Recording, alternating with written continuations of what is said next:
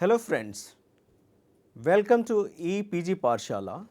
I, Dr. Afroz Alam, Associate Professor of Political Science from Maulana Azad National Urdu University, is going to discuss the first module, that is the conceptual dynamics of social justice. This module is a part of the paper called Social Legislation and Crime.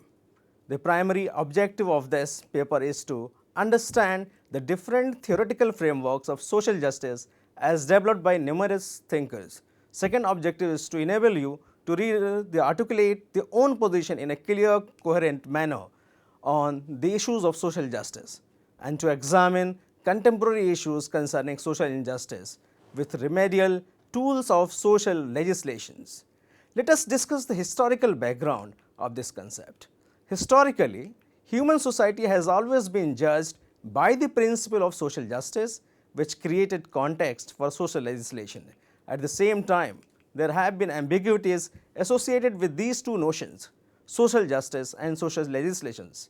The present module aims to understand the conceptual underpinnings of social justice causing social legislations at every phase of human civilizations. What is social justice? Why does social justice matter? Is it concerned with equal opportunity or outcome, or distribution of resources, or capabilities, or removal of poverty, or creation of just institutions?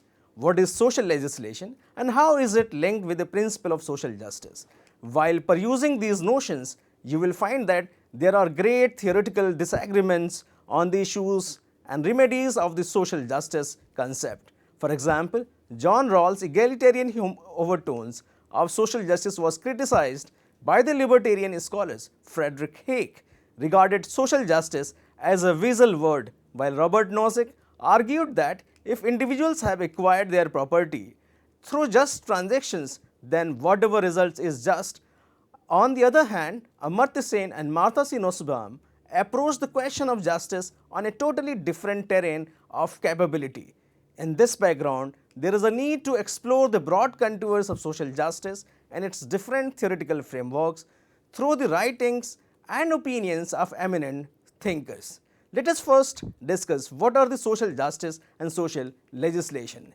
In its modern sense, the term social justice has been used to ensure social well-being of the people by promoting a just society. It is generally argued that in conditions of social justice, people are not to be discriminated against, not their welfare and well-being constrained or prejudiced on the basis of gender, sexuality, religion, political affiliations, age, race, belief, disability, locations, social class, socio-economic circumstances or other characteristic of background or group membership.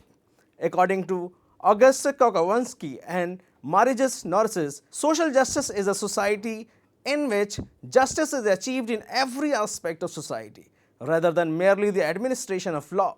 However, as a distinctive concept, social justice is concerned with a just distribution of resources, opportunities and privileges in the society, as well as wages, profit, housing, Medicare, welfare schemes to meet the principles of justice. In a word, social justice is all about who should get what and how. Opinions of the political thinkers are highly divided on what is called justice, just distribution. As a result, a number of contrasting principles of social justice came into effect, like to each according to his needs, to each according to his rights, to each according to his deserts, to each according to his labor, and to each according to his capability. Be that as it may, to promote the cause of social justice, there has always been the need of social measures to protect the interests of those who are the recipient of social injustices by means of special laws. These special laws are collectively referred as social legislations. Socio-criminal problems have always been addressed with these legislations like Sati Pratha, child marriages, immoral trafficking, widow remarriages, juvenile wrongdoing and female infanticide and so on. To promote social justice, laws have always been invoked to protest the interest of marginalized communities like women, scheduled castes, scheduled tribes, elderly, physically disabled, sex workers, juveniles and so on.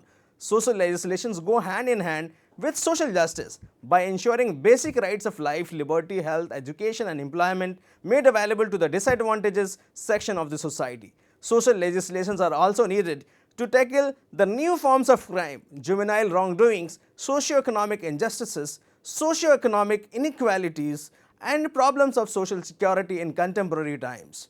In a word, social legislations have always been an instrument of social change. For instance, a woman can acquire, hold and transfer absolute property in addition to Sridhana under the Section 14 Clause 1 of Hindu Succession Act 1956. Similarly, under Section 6 Clause 1 of Dowry Prohibition Act of 1961 requires the dowry amount to be transferred to the bride within 3 months of the times of the solemnization of the marriage. Child Marriage Restraint Act 1929 has restrained child marriages in a manner in matters of employment. A woman is entitled to pay equal pay as her male counterparts. Similarly, Article 17 of our Constitution and Civil Rights Act has abolished untouchability, which proved the way for social mobility. Thus, social justice with its remedial tool called social legislation aim to remove all inequalities and affording equal opportunities to all citizens in social affairs as well as economic activities, and thus bring not only positive social changes and reforms but also ensure a wholesome social development in its true sense.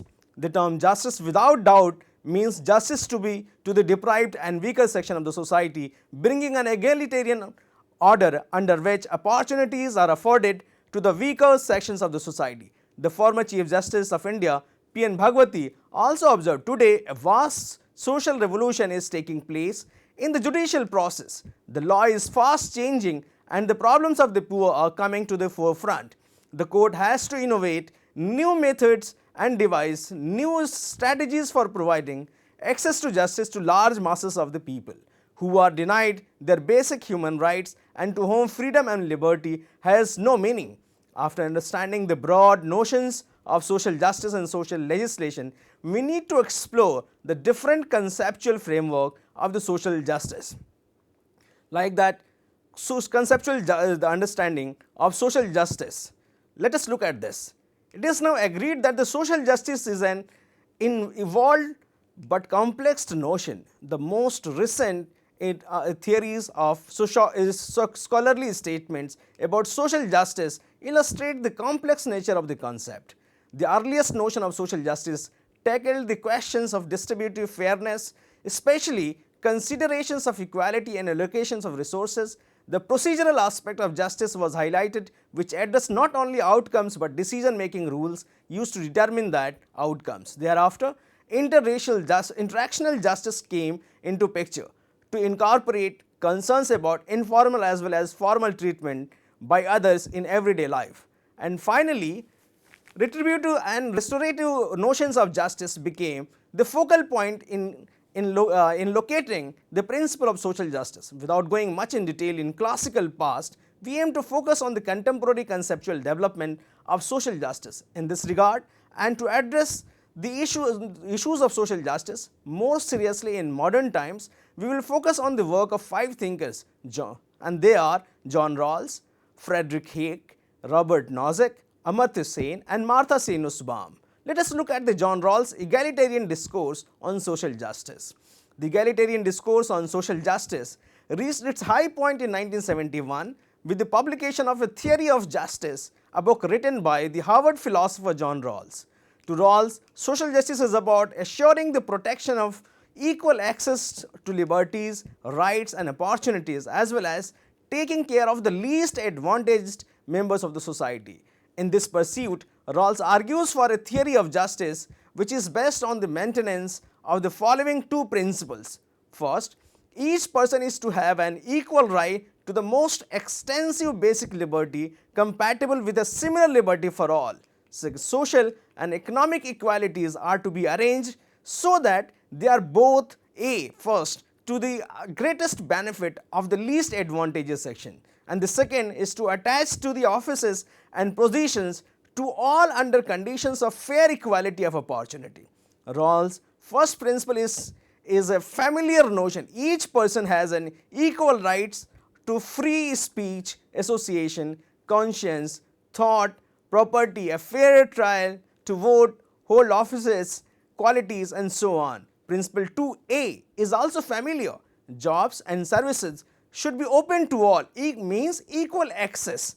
But furthermore, societies should be so arranged that as far as possible, people have an equal opportunity to get jobs and gain access to services. Principle 2B is famously is known as the difference principle, and that is important, is the novel one and point towards a significant measure of social equality, but not in the absolute sense. Rawls' conception of social justice asserts that material inequalities are only justifiable when to the advantage of the least well off. Rawls explained this difference principle this way, to say that inequalities in income and wealth are to be arranged for the greatest benefit of the least advantaged simply means that we are to compare schemes of cooperation by seeing how well off the least advantaged are under each scheme, and then to select the scheme under which the least advantaged are better off than they are under any other circumstances.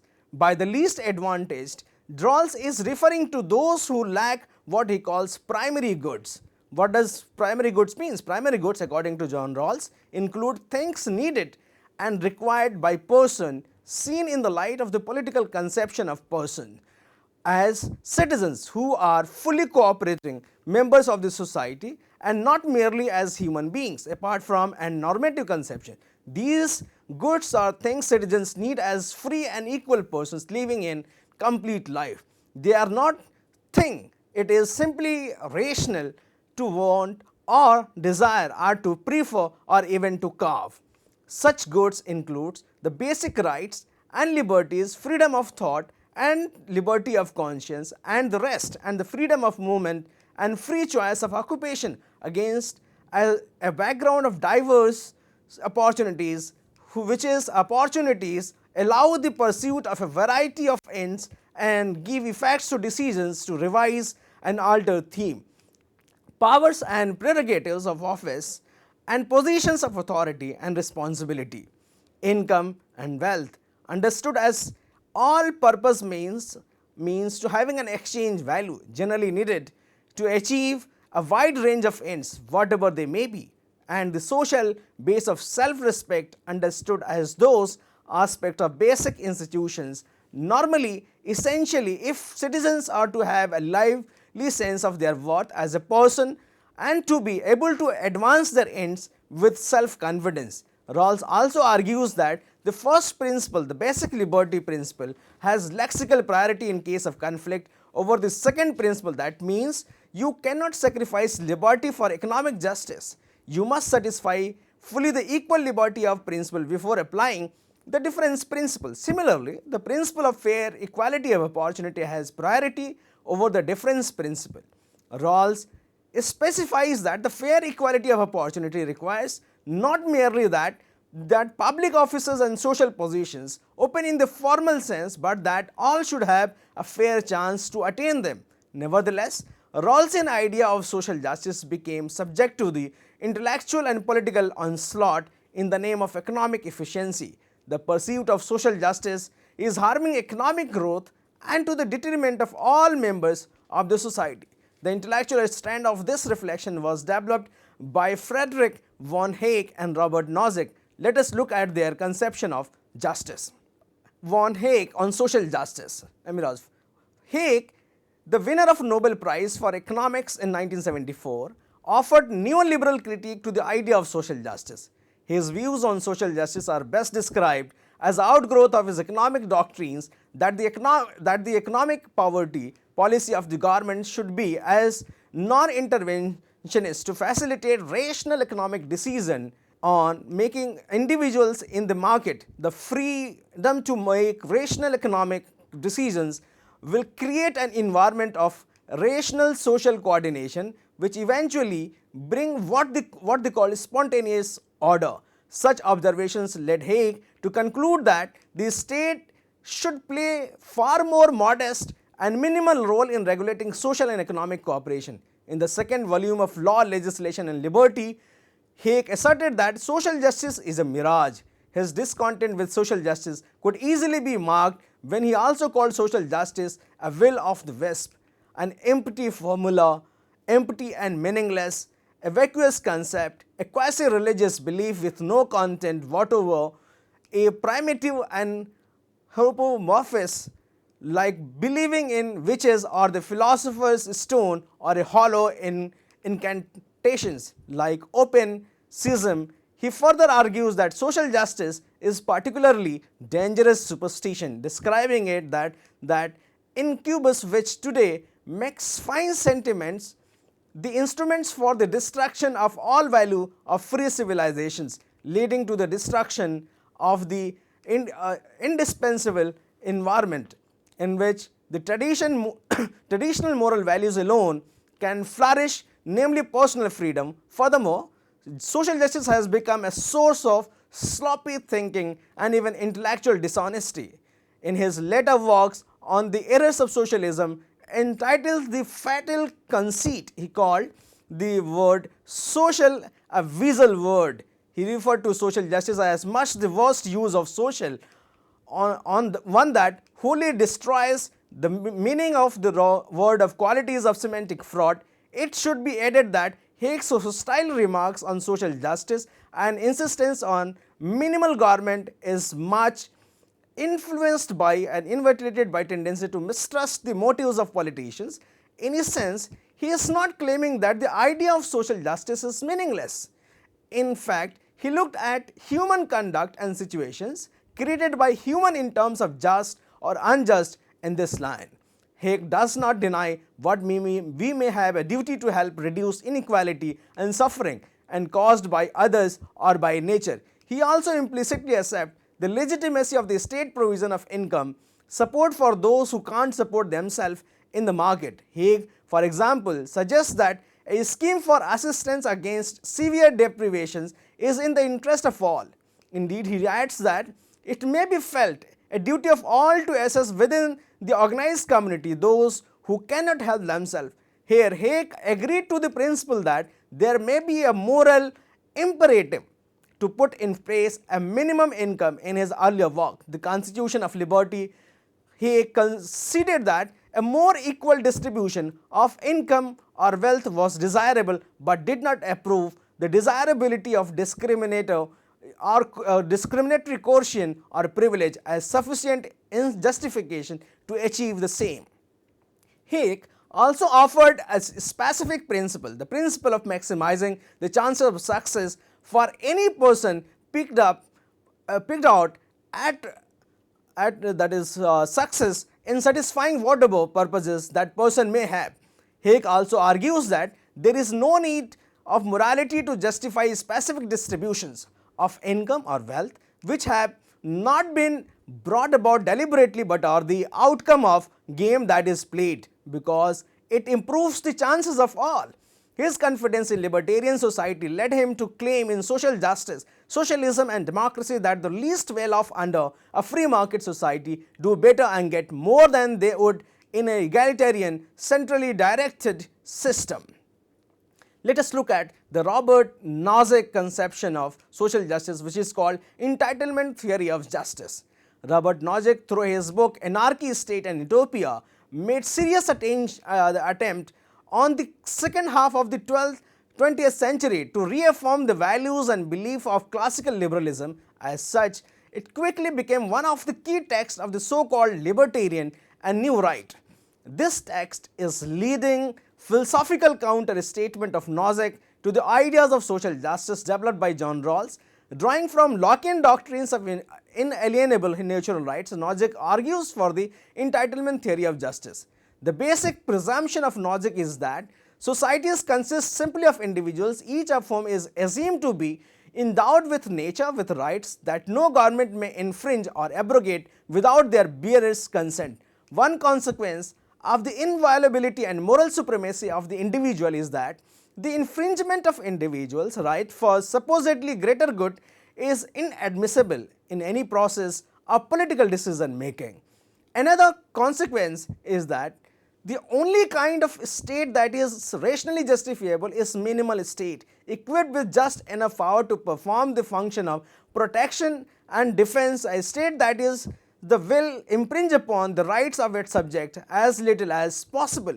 He suggested three justice preserving principle. First, a principle of justice in initial acquisition explains the circumstances under which property can be appropriated from nature.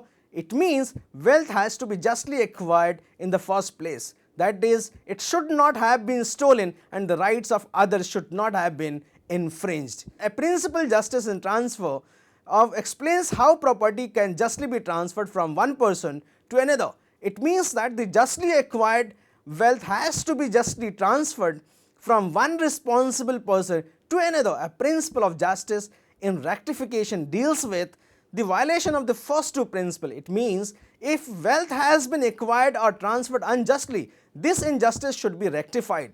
It is clear from the above principle that, like Hayek and many other libertarians, Nozick was also deeply suspicious about the idea of social justice and rejected absolutely the moral basis of the redistribution of wealth and resources. He argued that if wealth is transferred from the rich to poor, either within a society or between societies, it is only as an act of private charity undertaken through personal choices rather than moral obligation. Let us look at the another approach to the social justice, that is called capability approach to the justice. Capability approach has been developed in the late 20th century as an alternative to distributional equality principle to social justice. It was initially proposed by Amartya Sen and developed by Martha Nussbaum and others. Let us discuss the conception of these two scholars in further detail. Both Sen and Nussbaum have argued that justice is concerned with the distribution of capabilities, which are the effective abilities, means opportunities of individuals to function. Let us look at deeply the Amartya Sen's idea of justice from the perspective of social justice. Amartya Sen, through his recent intervention, the idea of justice and earlier works like Development as Freedom on economic inequality, poverty and fairness approach the question of justice differently. Sen argues that the classical theories of social justice are in error while addressing the question of capability. In Development as Freedom, Sen argues that what matters is not what resources you have or what level of subjective welfare you can achieve, but rather what your resources and others and other opportunities allow you to do and be. Sen calls the phenomena as your capability function. For Sen, different individuals might need different packages of resources to function to the same degree dependent on their particular needs. Sen further argues that a functioning is an achieved being or doing being healthy, having control over your environment and so on, whereas a capability is in effect one's opportunity to achieve a functioning. For example, if a rich person decides to fast, he or she may lack the functioning of nutrition, but he or she still has the capability. The person could nourish himself if he or she were choose to do so.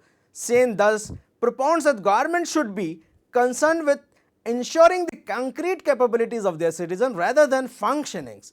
Through his book Idea of Justice, Amartya Sen offered a powerful critique of the Rawlsian notion of social justice. His criticism of Rawls is revolving around the neglect of Nyaya or Niti by Rawls. The Niti-Nyaya distinction ranges over two disagreements. First, Rawls focuses upon what a perfectly just society should do, whereas for Sen, the most important problems that we need to confront are comparative problems concerning ways of moving forward societies that are less unjust. Second, for Rawls, justice is essentially about institution, and the particular distribution of goods are derivatively just if they are produced by just institutions. Sen, on the contrary, thinks that justice is essentially about how well or badly off individuals actually are and what happens to the people. Sen linked capabilities with substantive freedom focuses on the actual ability to do different things what a person values. For example, a person with a large amount of wealth cannot be considered advantaged if she suffers from a severe disability. Rawls primary goods are for Sen that a fetishist because they wrongly consider primarily means where they should rather consider ends. For example, poverty cannot be properly understood just in terms of income or wealth for that matter, because Sen claims that what reality counts is the way in which different persons convert income or primary goods into good living. Disabilities constitute another relevant example because they clearly point to a difficulty in the conversion of resources into capabilities. Let us look at the conception of Martha Nussbaum and her location of social justice. Martha Nussbaum worked in collaboration with Sen on issues of development and contributed significantly so far as the capabilities approach to the justice is concerned.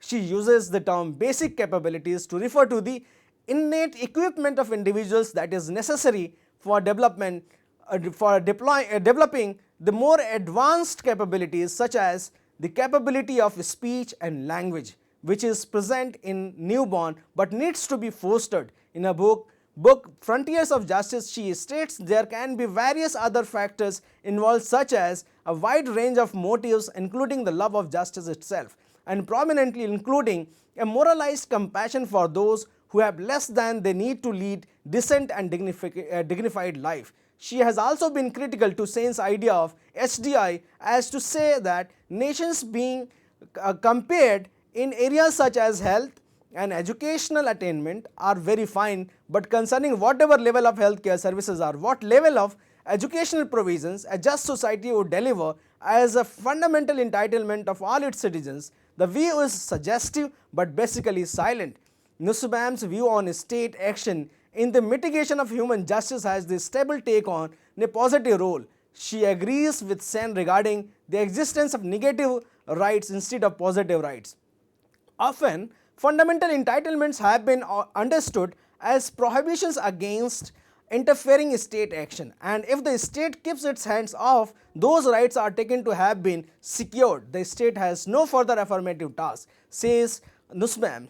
This, she says, leaves things disgracefully and undermined as to whether hindrances supplied by the market or that is private actors are to be considered violations of fundamental rights of citizens. Rather, she demands an affirmative understanding of fundamental rights, believing in it to be extremely important for establishment of social justice, and understanding that directs government to think from the start about what obstacles there are to full and effective empowerment for all citizens, and to devise measures that address these obstacles. Nussbaum not only strengthen the capability approach but also produce the provisional list of capabilities in a book Women and Human Development.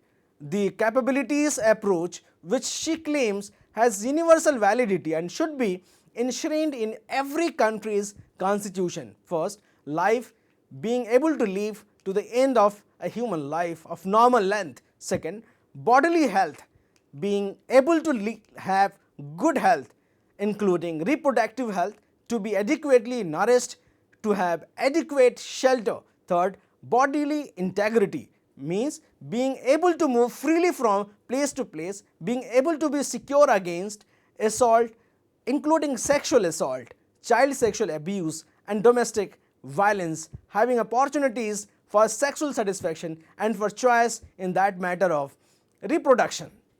Another is sense, imagination and thought, means being able to think, imagine and reason, and to do these things in a way informed and cultivated by an adequate education, freedom of speech, expression and religion.